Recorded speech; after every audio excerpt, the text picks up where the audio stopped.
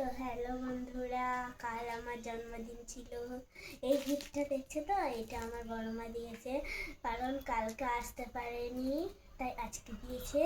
তো চলো এই গিফটের মধ্যে কি আছে দেখি।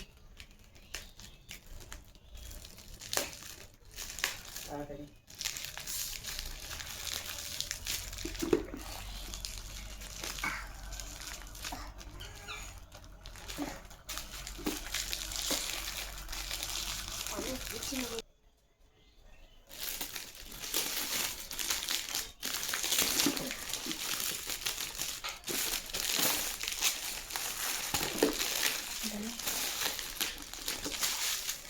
তো অবশেষে আমার বড় মা দিয়েছে। চলো খুবই